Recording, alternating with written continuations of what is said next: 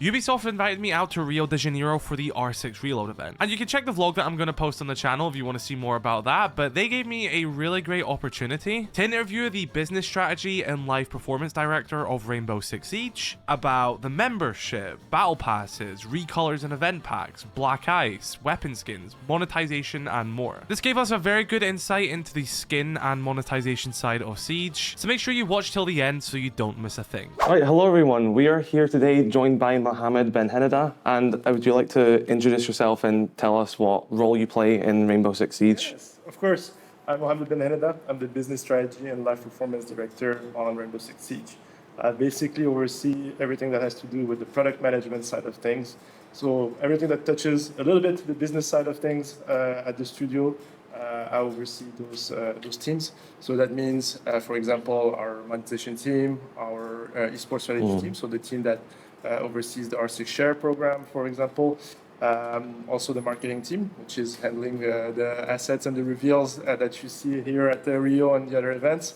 The data team and the financial aspect of the game. So really my role is to make sure that the game is here for the long run, being sustainable and bringing value to our community and our players. Thank you very much. And I mean, if you're like me, you care about a lot about monetization in this game, and I love skins in this game. That's one of my favorite things. And I also have a lot of opinions on stuff like that as well. So I think the first thing I really want to talk about here is the marketplace, because I feel like that was such a big turning point when it came to the ecosystem of like skins in this game, and you know, you can bring back Battlepass skins and stuff like that. I feel like there have been some concerns for some people that maybe some skins have been a bit devalued because of it, and rarity of skins is something which is quite important. And is that something that you would potentially agree with? And you know, maybe there's methods to look into other ways of doing that? Yeah, so I'm guessing you're talking especially about Year 10 Season 1 and the celebration pack that, Yes. that we've done. So to give a little bit of context for the celebration pack and for the overall philosophy that we have with the marketplace, is that we knew going into Year 10 Season 1 and the fact that we wanted to celebrate Siege and the passage to Siege X, we wanted to feel like a community moment where everyone could rally behind it. This did mean that for a short period of time, at least, some people indeed got some skins that were a little bit rarer. I think though, like people overblew how much those skins were really expected to be distributed, because ultimately, like each skin had less than a 0.007% chance to drop. So ultimately, like when we look at it, we didn't get that many new items within the ecosystem. This being said, your point is totally true. Now that we have the marketplace within our ecosystem, we are looking at how our overall skins and the rarity and scarcity of them are impacted when we make a choice. So as we head into the future, I think you'll see more and more of this going on as to like how do we make sure that some skins stay rare, stay really scarce, and that the people that have them have value in them. So this is something that as we go, we're still learning, honestly, with the marketplace. Like it's been a huge success, way more than we expected, to be honest. So we're getting feedback, we're learning, and we're adapting as we go. No, that was brilliant. And one of the things which happened quite recently with the marketplace, I believe it was around the time that Siege X was announced and the whole event in Atlanta, was there was like a limited time raffle for MP5K weapon skin, I believe. I really liked that because that's just introducing a new way to get a rare exclusive skin. It had a sort of event tied to it and stuff like that. And I actually didn't win the raffle, but I did end up buying the skin on the marketplace itself. I really like stuff like this. I love rare skins, and it's that balance as well of you want new players to be able to access a skin that was in the game 9 years ago, because let's be honest, it's not their fault that they're only now getting into the game. So still having ways to introduce new rare skins is something I like, as well as the marketplace introducing older ones for new players. Yeah, and honestly, you'll see a bit more of these limited drops coming in the next coming months and during the next seasons, because indeed, like we saw tremendous engagement from the community. People really seem to really like that aspect of raffling. We did honestly went through a lot of iteration internally as to how do we give the skins away, and we wanted something that was fair for people. So, sometimes you have like a first come, first serve basis. So we wanted to avoid, as much as we can, at least the botting aspect of this type of drops. So we did go through a raffle system. And again, this is the type of thing that we want to introduce more and more, get some learnings from the community, adjust and readjust depending on your feedback. So I think you'll see more of this. And as your point for the new players, this is the main goal of the marketplace when we started it, is how do we make sure that like someone that is coming in after 10 years of Siege and will be coming, like at least our goal is to be here for another decade. So someone that will be coming in year 19, but sees a super cool skin that, well, they can't get anymore because it was a year 1, year 2 skin. Well, how can we give them the possibility of getting them? So that's why we're giving a little bit power through the hand of the community to exchange and see like, okay, well, I don't see value anymore on this skin because I'm using the newest one. I can still get value from it, and another player, well, can get that satisfaction of getting that skin and playing with it. No, yeah, definitely. I just love that because I think it's a spellbound weapon skin for R4C. I had that since it came out, and that was quite rare, and I recently sold it, so I was like enjoying the R6 credits I was getting from that. No, that's perfect. And I guess another question is, and is not really sure how well you could answer it or what you could give here, but is there plans to potentially maybe implement the marketplace more in-game? This is something that we are looking into as to like how and in which way does it make sense to implement the marketplace in game. Like, let's be honest, it's a super heavy feature in terms of like navigation and stuff like that. So the main blocking point is more so the console player base than the PC player base. If we were only on PC, it wouldn't be that much of an issue. But like, how do we make it so that the navigation on console makes sense and works? So when we're looking at the design and how do we bring it to the game, this is like one of the main concern or main thing we're looking into. This being said, like, we are looking at ways to doing so, but not only bringing the marketplace in game, but what type of information we can bring from the marketplace in game. I'm not saying this is coming in the short term, but you can imagine, like, what if, like, in your locker or in your inventory, you can see, like, well, this skin that I have has X value on the marketplace. It has been traded this amount of time. So this is the type of thing that we're starting to, like, dabble as to, like, what can happen if we're merging the marketplace within the game. So nothing concrete as of now, but you can picture like this is the kind of like overall direction of thinking that we have. No, yeah, and I think something which a lot of people have been talking about, like ever since the marketplace even was announced as well, would be something along the lines of like player-to-player trading. Any thoughts on that? So player-to-player trading, it's an interesting question because it has its pros, like you can basically easier trade with your friends or whatnot, but it has definitely its cons in terms of security, in terms of people being able to snipe items and have loopholes within the trading system. So it's an internal question that we've had since the beginning that we started to think about marketplace as to like, do we open up or not? Today, the overall consensus is that we are not necessarily going towards that route in the short, medium term.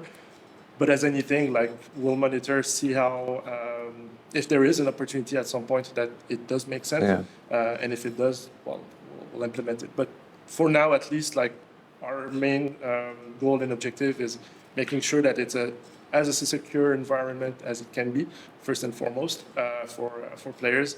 And from there, once we're happy with that, do we have new opportunities in terms of trading that opens up? I'm going to sort of like use the marketplace to segue into a point I want to talk about, like with battle passes. Obviously, we just talked about it gives people access to older battle pass skins, which they may have missed out on just simply because they didn't play the game at that time. And I want to think back to when we got our very first battle pass. It was a free sort of 10 tier one about Harry. With battle passes, of course, being limited time, but with the marketplace sort of allowing wiggle room as well for stuff like that. Is there possibilities to have maybe smaller celebratory battle passes, which are like 10 tiers long? It can be purchased outside of just the main battle pass, and it can be like, you know, a Rio Reload event battle pass, and it's available for like 2 weeks, and that stuff then, you know, can go on the marketplace afterwards. Honestly, good question because we haven't necessarily thought of it that way. For now, like we are looking at in like how do we reward players and how do we have elements of whether it's the drops or events collections and stuff like that that are engaging. So we're always looking as like what is the next thing in terms of engagement and rewarding players that we have. We honestly didn't see the battle pass or the format of the battle pass that way, but could be something interesting to explore. So I'm taking the point back, and we'll see if there's a path forward for this. No, that's brilliant. Yeah, because I love grinding for stuff, and if there can be like new stuff, and you know, I play the game quite a lot, so I finished the battle pass quite quickly, especially when I stack some boosters and stuff like that. So like getting more progression is always a plus side in my opinion, and I think that's something like the badges have done really well right now. It's like it gives me something to play towards. Make sure you get this on camera. You're gonna end up in funny videos like. Yeah, so when I make my videos, I kind of go in with the intention of not necessarily trying to please everyone, and I love doing it and getting like a comment section where half the people agree with me and half the people disagree with me. And I had that once with a video not too long ago saying that I'm a bit tired of black ice. So I feel like it would be wrong of me not to take this opportunity just to air out that it's a nice skin, but I think we're past the stage of black ice. So black ice, I think, is an interesting case of a skin that, in people's mind, is really emblematic almost of Siege. So within the last couple of years, even since we started putting them in alpha packs and then brava packs and whatnot, I think one of our goals was to get people feeling engaged with that type of content. But indeed, like what happened is that we distributed a lot more black ice than we used to, but it still kept that legendary and emblematic sense of it all. So now our goal really is to find which ways can we actually kind of recreate this type of skin lines or elements that are the new things that players want to drive towards and get. Because I kind of agree with your sentiment now that like we're kind of past the phase of like regular black ice being the thing that is the chase items that people want. We kind of have that with Glacier also in a different way, especially on the marketplace. So I think there's going to be things that will happen within next year, during year 11, that kind of goes towards that sense. Can't really say more, but that's exciting, yeah. And I guess on like the topic of like skins and like these sort of really cool, unique things like that, is like memento skins in event packs. And I'd also be wrong with me not to ask as well or bring up the sort of dilemma of recolored skins in event packs. And I mean, obviously you can explain it, but I feel like maybe the marketplace had an effect on that as well, because bringing back a skin may have, you know, had a sort of fight between, do you buy it in the marketplace, do you buy it in a pack, which can be luck based, and yeah. It's exactly the thought process, like, and it goes back to your original question at the beginning, like how do we handle the rarity and scarcity of things with the marketplace now that we have it versus like re-releasing content. So the old ways of how we did things kind of like collided in some sense, because just re-releasing content of an event and then like you can either find it in the marketplace, but at the same time you can buy it in game, kind of didn't really work well. So for the recolors, like I think we definitely have learnings as to what worked, what didn't, and I think the community sometimes like we underestimate how some of those recolors, like some players actually enjoy them. So if I take Mute Protocol for example, of last year, 2 of the top 3 bundles that were sold were actually the recolors. Oh really? That's interesting, yeah.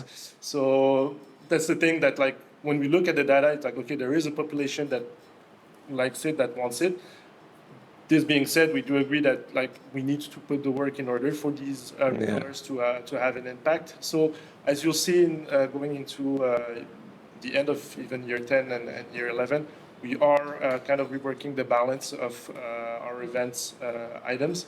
And speaking of Memento, I think you'll have good surprises coming in during your event. So that's stay exciting. tuned for that. But I think you should be pretty excited about this. I've collected all of them so far, so I'm not going to stop anytime soon. I really hope that once this starts being showcased and teased, you'll see like what we're heading towards with Masterpiece, because I think that they're going to be really, really cool. Like, we're putting a lot more efforts into those Memento pieces in order for players to really see the value of like getting the overall collection of an event.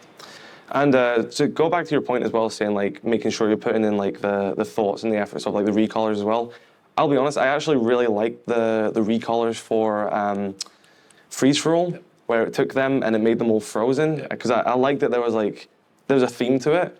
Whereas me personally, I felt like the other recolors were kind of just like, well, I mean, a recolor. Whereas like that one was like, we're gonna take the theme of these like holiday characters and we're gonna make them like these frozen entities. And I actually really did enjoy that one. So even with just like little tweaks like that, I do think there is like a... It's exactly the type of learnings that we're having as we do more of them. Like, we're seeing what takes on the artist side, what we can do in order to have that feeling, as you say, of like, okay, well, it's not only recolor, like we're bringing something that is different, whether it's through texture, materials, and stuff like that. That kind of like, yes, we're revisiting an old skin that we've done, but we're bringing like a kind of an art style to it that changes. So it's kind of like what we're looking into in terms of overall philosophy for the recolors that are coming in. Oh yeah, perfect. I want to transition onto a point about currency in the game, because not too long ago we kind of got a new currency with the competitive coins, and the current way to get them is either through a Siege Cup or as ranked rewards. And with, I assume, the pool potentially growing even more with competitive packs in the future, is there more ways that we could potentially get comp coins in more scenarios? Because something which just happened before I came out to this event, which I was like, I kind of want to bring this up, is that I was playing Siege Cup. We lost the first map, so we went into the loser bracket, but then we won the next 3 maps and won the lower bracket final in 3rd place. And even though we'd done that, we had a blast. It was like, hours long. I was streaming it. Everyone was having a fun time. Even though we lost the first map and came 3rd place in the end, that still wasn't enough for one single pack. So although I know I'm going to get my reward at some point when I get more comp coins, it kind of felt like I wasn't getting that instant gratification, which I may have wanted at the end of finishing that tournament. Yeah, totally get the point. So for the balancing of it, this is something that we are looking into. This being said, I think one thing that we are kind of waiting in order to make these changes and have the data in order to support this is that right now, like, Siege Cup is sporadic in terms of timing during the season. Like, we have a couple during the season.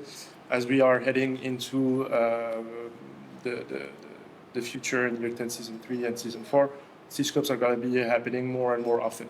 So at this stage, like, players are going to get more of these coins and in order to get more of these rewards. But we want to see like how do players engage within this. Like, once Siege Cups are running more often, do players actually, it's a weekly rendezvous and they are playing every week, or actually like I do my monthly Siege Cup and I'm done for the rest of the month and see you next month. So as soon as we have this type of learning, then we'll adjust the balancing, because the goal is for the players to have a sense of being able to get the rewards that either that they want or that they feel that they should be getting by playing Siege Cup and ranked. So yeah, we are looking into like when we get the data in order to support what type of changes we do in the balancing of points. Are we going to get these points from other sources? For now, this is not the plan. We really want this currency to be how, by you playing the competitive nature of the game, and for us right now, the competitive nature of the game is ranked. It's Siege Cup. So we want to narrow it down as to like, okay, well, if you want these type of rewards, this is how you get them, and it's for us crystal clear to the player where you can get that. Yeah, so on the topic of like you getting them from like ranked rewards as well, and we've had some in the past seasons like headgears and stuff like that. that's progression for a lot of people who like to play ranked, but there's a lot of the community who just like to play quick match and standard. And I think a lot of people love the idea of having like operator skill tree of not like, you can upgrade perks and stuff like that, but like at this level, you'll get this certain headgear for dock and then the uniform and then the weapon skin and stuff like that. Similar to ranked rewards, but not limited per season. And it can just be done in any mode and potentially even dual front as well, which would be a really fun sort of aspect for that as well. So what you're describing is a little bit like a kind of a mastery system. Yes, that's the correct term. So it is something that we have internal discussion all the time as to how do we engage players on their favorite operators in the long run, as you say, more than a season or a match or whatnot. So like showcasing that you've mastered an operator. So I don't have anything to say or announce right now that is concrete, but know that it is like an ongoing discussion that even internally, like our dev team is really pushing us to seek something that is towards what you're saying, because they're players also and they want to showcase that they have their favorite operators and then they master it. So at some point, I wouldn't be surprised if we have something that goes along the line, but nothing concrete for now. Sick, I would love it one day. One of the latest sort of monetizations there is the membership. And I've made my stance on the membership clear. I actually think a membership's a good thing. I've always said that I think Siege does it in like a non-predatory way because you never are forced to pay for an operator. You don't have to pay for maps. You don't have to pay for new weapons. It's always cosmetic based, which is a choice of the player. As someone like myself who likes skins, is happy to pay for skins, I like it. But there's also a bit of a disconnect, I'd say, from what you're buying and the quality of what you're getting across months and stuff like that. So I think the statement is something that we are gathering feedback from the community. We're looking at what works, what doesn't, and overall, I would say that I tend to agree a bit on the statement. So as we are heading into year 11, especially, it is one of the area of focus that we want to revisit what that package is for membership, what drives value for players. So this is something that we are actively looking as to how to make this membership evolve through time, because we do see kind of your point sometimes. The value of it is super well known for players in the first month. They're getting their Battlepass, and a lot of the players are doing and getting membership for that reason. But I think we're not giving them necessarily a strong enough reason to still keep engaged the rest of the season or rest of the year. So this is something that we want to at least try to bring something new in year 11 to see how the community reacts, get some learnings. And as always on Siege, we'll iterate and learn from what works, what doesn't. And I think some cool things were introduced with that as well, because if I'm not wrong, the membership was the first time we saw animated player card backgrounds as well. So it's really cool to have new methods and new ways to implement new forms of cosmetics, even in a aspect of player card backgrounds which already existed, but it's a new twist on it. Yeah. Something I want to talk about based on different cosmetic items instead of headgears, uniforms, weapon skins, all that, is gadget skins. And also when it comes to making an operator skin a bundle compared to an elite skin. So when you had the Yakuza crossover skins, one of them was an elite skin, one of them was a bundle. But the major difference between them was just because the elite skin then gets an MVP animation and a gadget skin, and I think a player card as well. I can't remember if the other one had one or not. So is there a major sort of challenge in, do we make this a bundle? Do we make this an elite skin? Does an elite skin have to be more of a theatrical, this is a big thing compared to a bundle, which, not saying it isn't a big thing, but maybe it's a bit of a lower echelon. Yeah, totally get the point. And you've put the point on it. It's really a matter of where do we put our resources, especially on the animation side of things. A game like Siege has a lot of animation needs across the board when you do a remaster, when you do any operators, and we need to manage how many of those we can do. So that's why pretty much elite skin. We've had 2 of them every season since as long as I can remember, or as long as elites almost came. I think the first season we had 3, but ultimately after that the rhythm was 2, because it's managing our capacity. And at the same time, like our goal is to have some opportunity in terms of licensing for elite skins to be showcased when we think there's a really cool value. Master Chief is a great example of it. Like I think it brought like the character to life within the game. But we need to see that value in order for us to make that extra effort to put a victory dance and whatnot. This being said, like it's something that we always relook into as to like how do we balance things out. And for elites, like our main goal is still to it's one of the kind of canon for the most part bundles that we have within the game that is tied to either the lore, the narrative, the character themselves. So we always have to find that balance of like not going overboard one way or the other. Like not all elites will be licensing elites, or else like we are losing that space of historical or narrative kind of top tier bundle. And at the same time, when there is opportunities, we want to be able to take them when we can. So that's the balancing that we do. But to your point, like Victory Dance have a high cost in terms of animation towards them. Honestly, if we could do all of our bundles 3D in an elite with our own Victory Dance, I would love so. Yeah. But just that how it works. So we need to make some choices in terms of production in order to make everything fit. So you mentioned sort of keeping like the lore sort of thematic versus like maybe some other stuff and having that balance as well. And I want to maybe sort of look back to the Battle Pass as well, because you've definitely seen one of my favorite Battle Passes was Operation Vector Glares when Sense was added, because it was very heavy on the wolfguard theme. Like there was a consistent theme across the Battle Pass.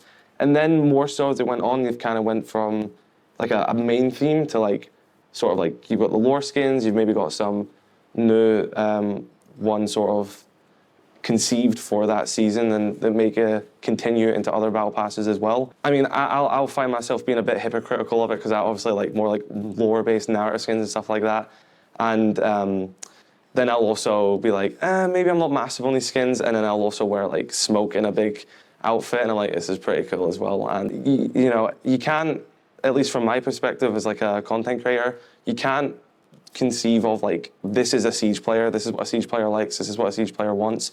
And maybe I'm a bit hypocritical and have been, you know, doing that before, self-admittedly. So I think even my understanding of looking at stuff going to more of a broader sort of design when it comes to you can catch this niche, this niche, this niche, this niche. And I want to like sort of segue that on as well when it comes to like operator popularity and skins.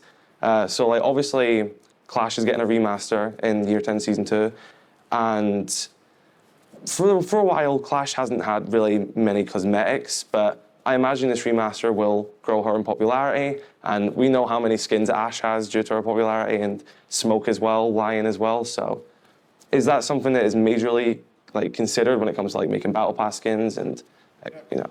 So there's a couple of topics that we can dig into within that question. The last point of like operator popularity and skins, it is one factor that we use within like the overall formula of like which operators we put skins. But obviously like operator popularity has an impact because, especially when we're talking about things like Battle Pass or whatnot, like we do see the data that players like will get a Battle Pass or will engage in the Battle Pass when they have an operator that they're playing versus when they're not playing.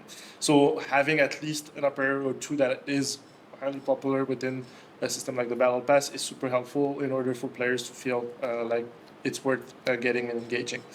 This being said, it's not the only factor because we are looking also at the same time as the number of skins that each operator has, so that like if in the amount of time between the last skins and the new skin, in order to drive also which operators should be getting a skin. So it is true, it is a factor that we use within the equation of where do we put content, but it's not the only one.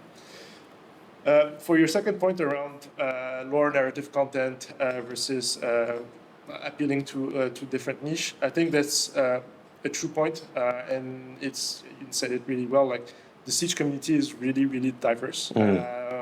There is no single audience that want the same thing. It would render our job really, really easy if it was the case, but that's not the reality. Like we have players that like to have those flashy skins and want to have the event skins that look like monsters and stuff like that. We have players all the way to the other side of things that like their default tactical camouflage gear, and that's what they wear, and that's totally fine. So when we're making a season and content for a season, we always try to see how do we balance everything out so that as a player, at least throughout the season, there is at least something that is appealing to me in some way. And it might not be the same thing that appeals to someone else, and that's totally fine. But that's the way that we approach it. And within the Battle Pass, I think this is where we have more and more learnings as to we've been doing Battle Pass for 4 years now, I believe. And we have learnings as to, okay, well, what takes off players, what is really appealing for them, and how should we handle the thematics of a Battle Pass. So this is an ongoing discussion we have with our direction team as to, okay, well, for the future, now that we have CJX and going into free access, how do we handle the Battle Pass in order to have something that is maybe more cohesive in terms of offering, and that maybe is a little bit more targeted in terms of skin lines, and that we have other other means of distribution for other type of content. So this is an ongoing discussion with your direction, and you might see the results of this heading into the end of year 10 and beginning of year 11. I think, for me, the big eye-opening moment for that, because obviously you guys have all the background data and everything, but it was that Ash bundle that was choose one of these 3 Ash skins, and you get all the people online saying, we hate, wacky skins, we want tactical stuff, blah, blah, blah, blah, and there was a tactical option there, and everyone was like, I'm not voting for that one. So it was well, we got to this point, and then we fumbled it at the last moment, fellas, so yeah. Weapon inspection is a major feature coming in Siege X, and of course cosmetic-based weapon skins are a major part of Siege.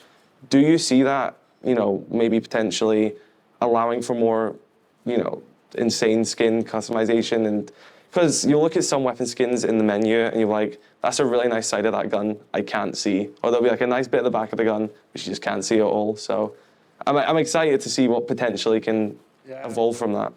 Weapon skin is we know that once we introduce a weapon inspect into the game with CJX, weapon skin is just going to be having even more value to players, because it's the thing that they see on screen pretty much all the time.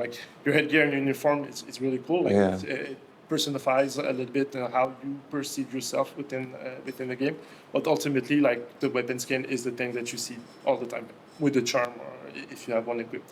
So it is for us a major area of focus and investment that we want to do in the coming years as to how do we improve our weapon skins lines and potential cosmetics on them, because we know already that the moment that we'll put this in the hand of players, it's just going to drive the value up for them on this type of category. So I think you'll already see some elements of this during the season 2, without spoiling anything. I think you'll see some really, really cool weapon skins coming up. But we're already looking at the next iteration and what type of R&D we need to do in order to unlock even more potential for weapon skins. So it's going to be a major investment that we're doing in the next coming years, because one thing that looking into this, our weapon skin system, or weapons in general, they've been made in 2013 when the game was in conception back then. The industry and everything evolved a lot since then. So we need to kind of transition how we want to do things. So it will take time. It will be by iteration, but that's the overall philosophy and direction that we're heading in the future. So really good point, because you're totally right. That's exciting because I just love skins and I'm happy to see more. Well, I definitely, well, that was terrible doing that. Like 4 different takes of me having a voice crack in between and having to try start again. There we go, let's do 4. So those have been questions that I've been talking about on YouTube for a long time and have been just on the back of my mind. And it's nice to actually finally get to say it in a manner where it's being heard. And not to say it isn't being heard online, but when we're face to face, it's like truly something special. And I really do appreciate you having me here and everything and giving me your time. And yeah, I'm excited for the future. I'm excited for what you've got in store for us, and I'm sure everyone else is as well. So yeah, thank you very much, everyone. Hope you enjoyed this interview. Post your thoughts in the comment section below. Further the discussion down there. It's not over, it's just the beginning. And yeah, have a great rest of your day. Thank you very much. And yeah. Thank you all. Nice.